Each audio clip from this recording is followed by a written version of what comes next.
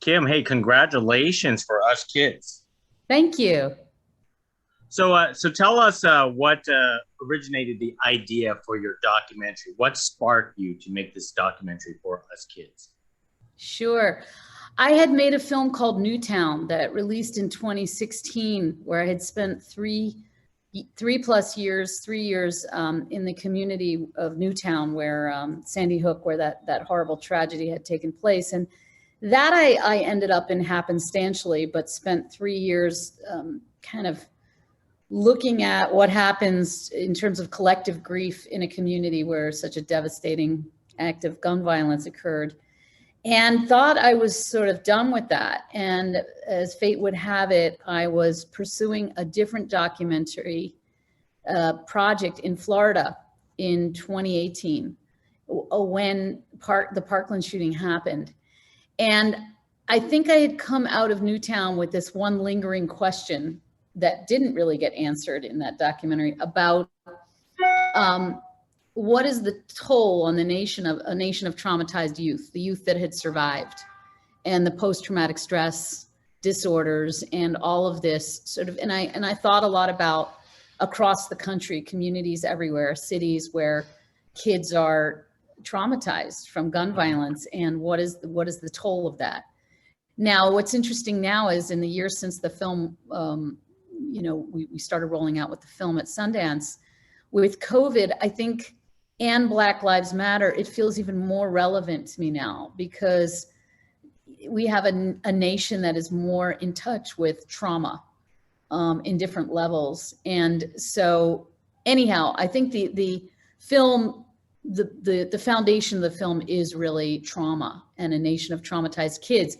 So when Parkland happened, the trauma and the anger that was transformed into a new movement, if you will, was what captivated me, and I built trust and sort of couldn't not keep going. Well, excellent. So how did you want to first approach this documentary by contacting some of these kids in as subjects? Was it easy to convince them to participate?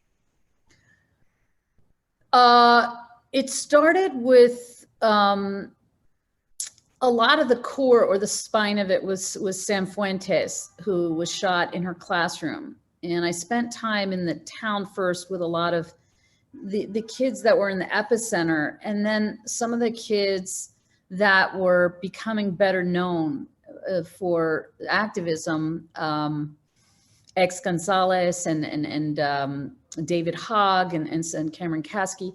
They then, I came to know them. It wasn't sort of a call. Other people knew my work and we had some access to the march itself. And that was a big, I think it wowed everybody because it ended up being the largest protest in history, youth protest since the Vietnam era. So after that, they were going to be going on the road, and they said, we think you're the right person to sort of come along. So we followed them for months. And then after that, it was more of, then I got even deeper. By then I had relationships, but during that time I was very much verite, didn't really want to be in their faces because they were just, they had work to do on the road and they were exhausted and there was a lot of media. So that was just a lot of capturing, true verite. And then the deeper emotional stuff came after that when I got to know them better. Now, in the case of formulating the documentary, I found it that they're quite open about themselves, but were there some distrust or like some things that they were actually holding back? Because I got the sense with Sam Fuentes, but not with the rest of the kids. You got what sense with Sam? The sense that she was holding back? Holding back, like in a way, like it was difficult for her to talk about this. Well, yes, she was, she suffered a different level of trauma having been shot 4 times in her classroom. I actually feel with Sam, we did have I did feel that Sam actually opened up quite a bit, you know, about her experience, given how short of a time after the shooting we were, you know, I was very careful about how we did that. But I think there was a lot of trust and a lot of, they were eager for people to know what you can't, what wasn't being told in short news pieces, which is the toll that this was taking on them. They were not to complain about it, but they were eager for people to understand that this is hard. And I think they feel that it was authentic in a different way, because we did have, you know, the vantage point of 2 years of, you know, these are real kids who have real lives and want to go to college and, you know, and do other things. And it was a big, big sacrifice, and also the relationships they were forming with each other was very poignant. You know, it really had the guts of real movement building, especially with the inclusion of meeting up with kids from Milwaukee and Chicago from really different backgrounds. They were addressing racial inequity. They were onto that really early, you know. So I feel like now, post Black Lives Matter, it's very much in tune with all of those things. They right away said this isn't fair, that kids coming out of a mass shooting should get more attention. It only accounts for 2% of gun deaths. So they wanted to take the notoriety they were giving and shine the light on gun violence in communities across the country. I think it's very brave for the fact that they could actually do this, but they could also handle the criticism. Does that actually, in its own way, change them for the better? The criticism, which criticism? The criticism of from like opposite sides. Oh, I mean, yeah, I was really taken. One of the things that surprised me about watching them was the patience and the perseverance they had in very intelligently and with the most graceful civic discourse, talking to older people and people their age who were not on the same page necessarily, and doing it. It's like they were teaching the adult world, there's a way to have civil discourse about this. There is a way to do that. And we have to do it in order to keep our friends from dying. Like, we have no choice. This isn't a red or blue thing. So I think, yes, I do think they're better people for it, if you will, and have just so much to teach us. It's like Jimmy Fallon says at one point when he goes to their graduation, you know, welcome to opposite day. I felt like that a lot.